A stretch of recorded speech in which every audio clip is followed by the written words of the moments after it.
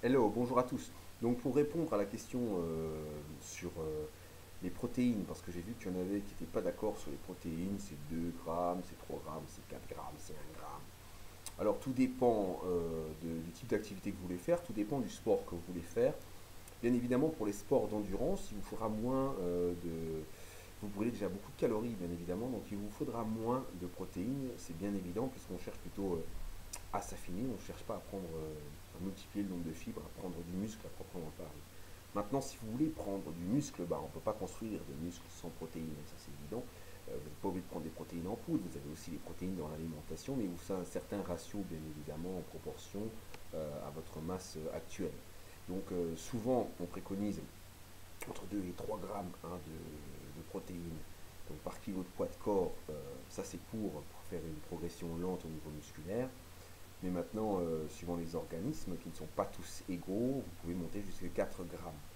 4 grammes par kilo de poids de corps, ça c'est notamment pour les culturistes qui sont déjà d'un niveau avancé. Donc ça ne pose pas de problème particulier. Au niveau des reins, bien évidemment, que si vous prenez de la protéine en poudre sans prendre d'eau, eh ben, vous allez avoir des problèmes de reins.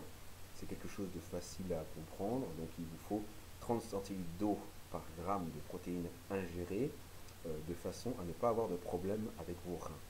Tout simplement, veillez à avoir 30 centilitres d'eau par, euh, par, par gramme de protéines ingérées. Vous n'aurez aucun problème, quelle que soit la dose de protéines que vous allez prendre.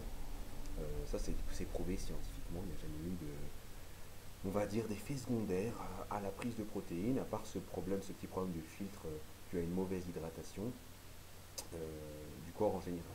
Alors, au niveau de l'hydratation, les médecins recommandent 2 litres d'eau en plus de l'alimentation, 2 litres par jour pour être en forme et pour être en bon état de santé. Donc voilà en ce qui concerne votre rapport hydrique. Donc j'ai fait une vidéo bien évidemment où je monte à 5 voire 6 litres. Ça c'était juste pour tester un petit peu ce qui se passait si on dépassait un certain seuil. Je me suis permis de le faire juste comme test. Je me suis utilisé un petit peu comme cobaye pour voir jusqu'à quelle contenance le corps pouvait réagir favorablement. Donc il faut savoir qu'au bout de 5 litres, j'ai été vomir le surplus que j'ai voulu ingérer et que je me suis retrouvé super tonique, super dynamique pour ma séance de karaté qui a suivi. Euh, mais c'est vrai que bah, ça sert à rien de dépasser certains taux hydriques qui ne vous apportent rien en plus et ça peut être éventuellement dangereux pour la santé. Ça scientifiquement ça a été aussi prouvé. Dépasser 6 litres, ça devient dangereux. Donc voilà, en gros, vous buvez 2 litres d'eau par jour en plus de ce que vous buvez à travers votre alimentation qui apporte déjà une grande forme d'hydratation et vous serez bien, vous serez en bonne santé. Voilà, au niveau du thé et du café, alors il y a beaucoup de controverses là-dessus, beaucoup de personnes le déconseillent.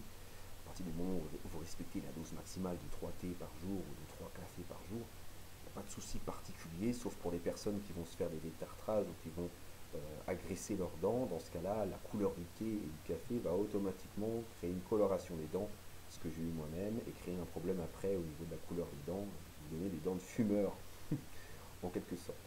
Donc ne vous inquiétez pas, rien n'est fatal, cela peut aussi se rattraper à long terme en prenant les précautions qui s'imposent. Mais quant à moi maintenant, je vous propose de prendre plutôt du thé et du café sous forme de gélules. D'ailleurs, tous les fat burners sur le marché que vous trouvez en contiennent déjà.